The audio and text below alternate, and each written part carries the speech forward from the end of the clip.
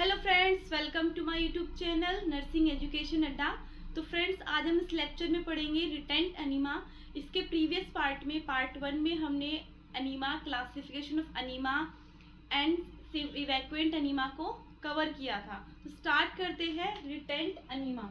हमने enema 2 type में classified किया था, इवैक्यूएट एंड रिटेंट। इवैक्यूएट में एक्सपेल आउट कराना, रिटेंट में उसको कुछ टाइम के लिए बॉडी के अंदर रिटेंट कराना, सो दैट कि हम उसको क्या प्रोवाइड कर सके, पेशेंट को नरिशमेंट या सेडेटिव या कोई भी साइड एनेस्थीसिया उसको प्रोवाइड कर सके। ठीक है, तो रिटेंट अनीमा में यही है कि इसके अंदर भी स्मॉल अमाउंट में लार्ज इंटेस्टाइन के अंदर फ्लूइड को इंट्रोडक्शन किया जाता है for the nourishment, sedative and या न्यूट्रिएंट प्रोवाइड करने के लिए, स्टिमुलेट करने के लिए या एनेस्थीसिया प्रोवाइड करने के लिए।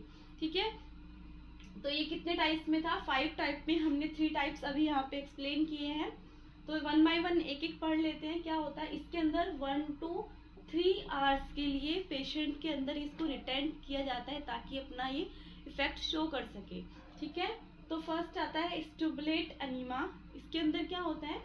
To treat the shock and collapse. इसका ये पर्पस है कि रिटेंट अनीमा, स्टिमुलेट अनीमा कब दिया जाता है? जब पेशेंट इमिडिएटली क्या होता है, या तो वो कोलैप्स हो गया है या उसको शॉक में ट्रीटमेंट के लिए पेशेंट को स्टिमुलेट करने के लिए इस अनीमा का यूज करते हैं। ठीक है, या फिर given in case of poisoning, या ओपियम की पॉइजनिंग है उस केस में भी हम क्या करते हैं? स्टिमुलेट अनीमा एडमिनिस्टर्ड किया जाता है। नेक्स्ट आता है इसके सॉल्यूशन कि क्या सॉल्यूशन है? तो 1 tablespoon coffee and 300 ml of water. ये सॉल्यूशन प्रिपेयर करके पेशेंट को बाय द रेक्टम इंट्रोड्यूस किया जाता है। नेक्स्ट आता है brandy 15 ml added to the 120 to 180 ml of glucose water. ठीक है, ग्लूकोज सॉल्यूशन में इसको एड अप करके पेशेंट को एडमिनिस्टर्ड करते हैं। नेक्स्ट आता है इसका अमाउंट 180 to 240 ml इसमें मैक्सिमम दे सकते हैं।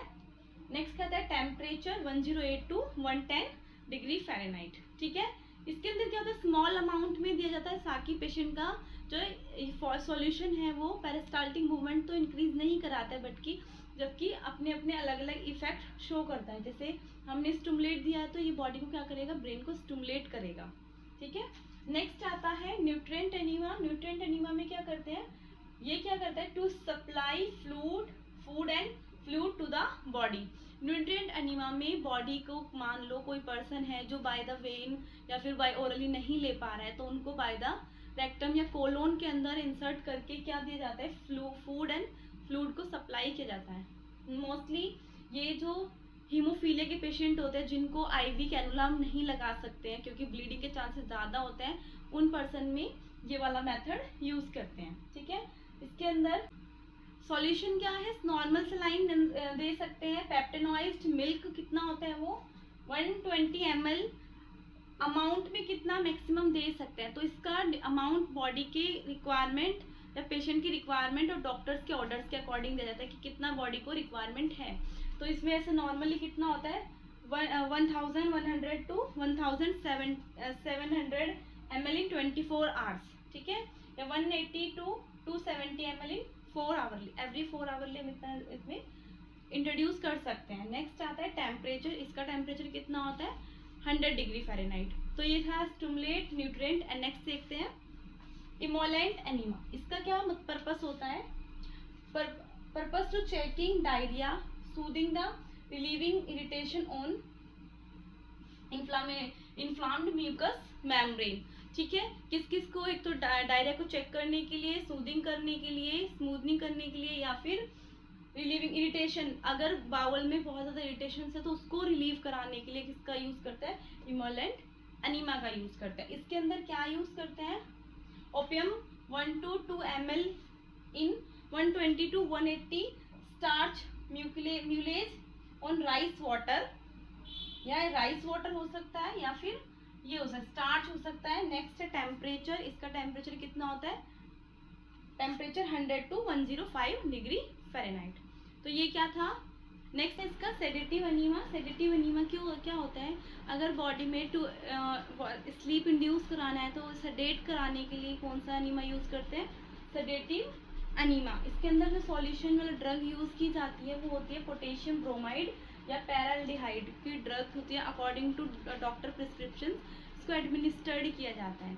ठीक है, नेक्स्ट इसका एक क्लासिफिकेशन और है एनेस्थेटिक अनीमा। इसमें क्या होता है, बॉडी को एनेस्थीसिया प्रोवाइड करने के लिए, लॉस ऑफ सेंसेशन कराने के लिए इस अनीमा का यूज़ किया जाता है टू इंड्यूस एनेस्थीसिया या टू इंट्रोड्यूस एनेस्थीसिया एंड एवर्टीन कितना ये ड्रग है जिसका यूज़ किया जाता है 150 to 300 mg पर kg बॉडी वेट। ठीक है, तो हमने इसके अंदर रिटेंट अनीमा कुछ इंपॉर्टेंट पॉइंट्स देख लेते हैं वो क्या क्या है। अगर आप प्रैक्टिकल करने जा रहे हो या फिर एग्ज़ाम में भी आप इनको इंक्लूड करना है, क्लासिफिकेशन में अगर पूछा जाता है कि अनीमा के क्या क्या मेथड्स होते हैं, क्या पोजीशन होती है, तो देख लेते हैं। मेथड ऑफ अनीमा, अनीमा में क्या क्या किस किस मेथड से अनीमा इंट्रोड्यूस किया जाता है, कैसे अनीमा कैन होती है, एक तरह की कैन होती है, या ट्यूब मेथड होता है। ठीक है, ये किसके लिए, लार्ज अमाउंट, अगर आप पेशेंट को लार्ज अमाउंट में एडमिनिस्ट्रेट कर रहे हैं तो अनीमा कैन का यूज़ करेंगे। नेक्स्ट आता है फनल या कैथेटर मेथड, इसके अंदर कैथेटर या फनल की हेल्प से इंट्रोड्यूस किया जाता है। नेक्स्ट है ग्रिसलिन एंड कैथेटर मेथड है, ये भी ग्रिसलिन या सिरिंज मेथड है। ठीक है, सिरिंज मेथड है जिसके अंदर स्मॉल अमाउंट में एडमिनिस्ट्रेट करने के लिए इस मेथड को यूज़ करते हैं। नेक्स्ट आता है ड्रिप मेथड, ड्रिप में क्या, जिसमें स्मॉल अमाउंट में या स्लो रेट पे हमें अनीमा एडमिनिस्ट्रेट किया जाता है, उसमें हम ड्रिप मेथड यूज़ करते हैं। ये स्पेशली किसमें यूज़ होता है, न्यूट्रिशनल अनीमा, अगर किसी पर्सन को न्यूट्रिशन देना है, एडमिनिस्ट्रेट करना है, तो उस टाइम पे ये वाला ड्रिप मेथड यूज़ करते हैं। ठीक है, तो ये मेथड से नेक्स्ट आता है साइज, कि अकॉर्डिंग टू पेशेंट, जैसे चिल्ड्रंस है, इन्फेंट है या अडल्ट है, उसके अकॉर्डिंग अनीमा क्या ट्यूब सिलेक्ट करना।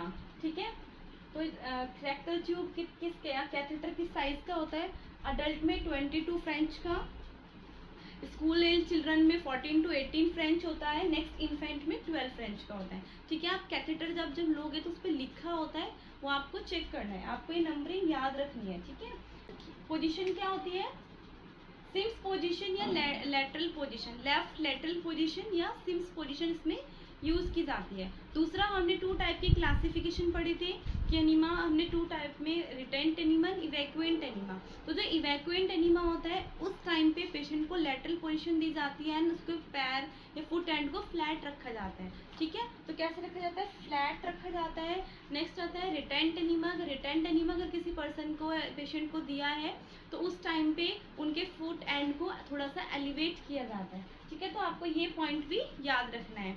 नेक्स्ट देख लेते हैं ट्यूब इंसर्शन, कि कितना ट्यूब को इंसर्ट करना है इनटू द रेक्टम। तो चिल्ड्रंस में, अडल्ट में, इन्फेंट में साइज अलग अलग, मतलब कितना इंसर्ट करना होता है उसका साइज अलग अलग होता है। तो जो अडल्ट है उनमें 3 to 5 या 3 to 4 इंच या 7.5 to 10 सेंटीमीटर इंसर्ट कर सकते हैं। ठीक है, नेक्स्ट आता है चिल्ड्रन, इसमें कितना होता है 2 से 3 इंच या 5 to 7.5 सेंटीमीटर।